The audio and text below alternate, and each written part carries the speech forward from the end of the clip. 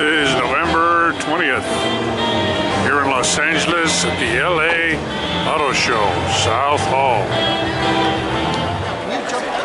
This is the Nissan booth at the LA Auto Show, and there's going to be 2 cars unveiled here at the press conference. In the meantime, people have started to assemble for this popular car maker. Quite a crowd. Today is only media day. Hey, how are you? Good. Hi, Mom. Glad you came to see it. See all these, all media people. It doesn't open to the public until Friday. Let me tell you, earlier today in Tokyo at the motor show, Nissan celebrated its 80th anniversary. 80 years, an amazing 80 years with this company. And you know, we did so not with a misty-eyed look at the past, but rather by unveiling the new GTR Nismo, the absolute fastest factory GTR ever created. And let me tell you, this baby is 600 horsepower, twin-turbo V6 fast. About 2 seconds 0 to 60 fast.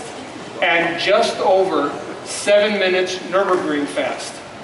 In fact, we set a GTR record in September at this world-famous track. And guess what, folks? I've got a special surprise for you.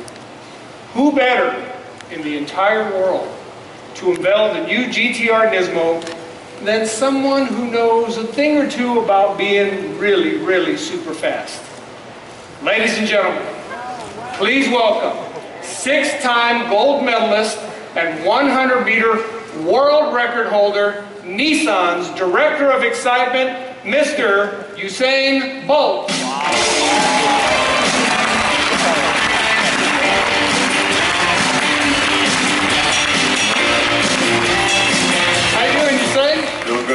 I'm doing good. Thank you very much for being here with us in LA for this special event. It's a pleasure being here. It's just wonderful to be a part of this. I should have waited, geez, like 2 seconds.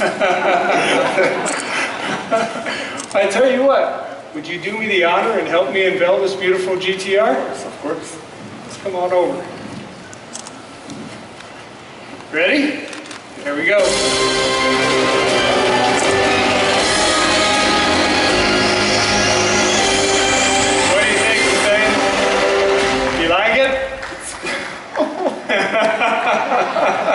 You can hug it, it's okay. Should have waited. I'm sorry.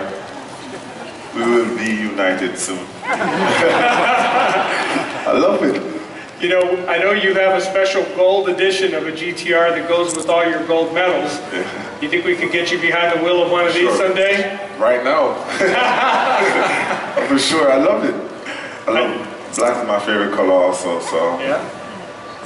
Well, I think you're going to look good behind the wheel of one of those, and I tell you what, I bet we can make that happen really soon. I'm sure of it. Suspension, exterior, and interior enhancements, such as a carbon fiber trunk lid, side seals and bumpers, race-inspired carbon fiber spoiler, unique Mismo wheels, exclusive Recaro front seats, Nismo-tuned suspension, high-capacity turbos with engine output raised to 600 horsepower and 481 feet-pounds of torque. In other words, folks, this is truly the works. Godzilla on steroids. The GTR Nismo becomes the 4th in the GTR lineup, where it will join the other 3 GTRs. The GTR Premium, the GTR Black, and the GTR Track Edition. And all of these will have enhanced features such as a regal red exterior color, Bose noise-canceling audio, refined interior features and comfort, and the 2015 GTR model goes on sale just after 2014 of the new year, with the Nismo version joining later this year. And Nissan, as you know, has always been a brand that does things differently. Our designs have always stretched the envelope over the years. And Nissan products, just like GTR, stand out among the competition because they are all about the driver first and foremost, and about using innovation to transform the driving experience. Initial 5% allocation, and reservoirs that are some very historic lows, which I'll have some slides to show you that will demonstrate that fact. This is the reservoir conditions as we have them today. As you can see that Lake Orville, the reservoir that provides the majority of our water supplies at 41% of average. It's about 66 or so up there. And you can see down here at St. Louis, it's also very low compared to the historical average. Not surprising. This is, I find this graph as far as precipitation being kind of an interesting graph. You can see under it says over here on this right here, current daily precip 2.5. We're way down here, and you can see, you know, when we had a really wet year, we were way up on top, and here's some of the very driest years, and we're right in that same ballpark. This blue line is kind of average. So you can see we're below average already to start out the year, moving forward. I'll give you an idea of as I was going through the DWR website, I saw a couple of graphs here that I thought were interesting. This is the San Luis Reservoir storage levels, and the red is the very dry year of 76, 77, and what the San Luis's reservoir levels during that period. And this was the very wet year in 1982, 83. And you can see that we're down here, way down at 500, way below even the driest portion. And once again, this blue is kind of the average of what we would expect in St. Louis. So it doesn't.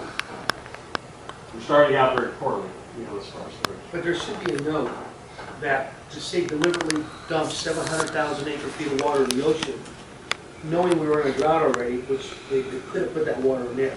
Yes, and I'll try and illustrate that with the next slide. Okay. Here's the Lake Orville storage levels. Once again, the same graph scenario with the driest year. You can see where that is. This is where we are today. We're tracking even below that, and this is the very wet year. Here's normal. If you take this number, 1,400, add 800,000 acre-feet to it, which is what went into the ocean last year during that period, you can see that we would be right up here about average, 22. Yeah. That kind of illustrates the point of what occurred. Would be in a much better condition, so to speak, if that was actually it would have gone into this area, but it would have gone into the San Luis Reservoir. And what's sad is the media should criminally hold those people responsible up there that didn't stop this from happening.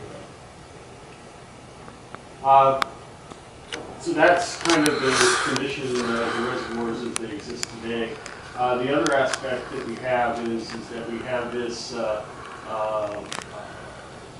This is kind of a graph that Tom Barnes of our staff prepared, kind of showing, and so there'll be a series of graphs kind of showing our 5%, 10%, 20%, 35% allocation.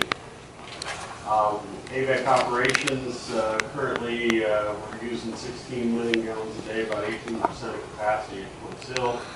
Roseman's down 3.5 million gallons a day, about 25%. East side 1.25.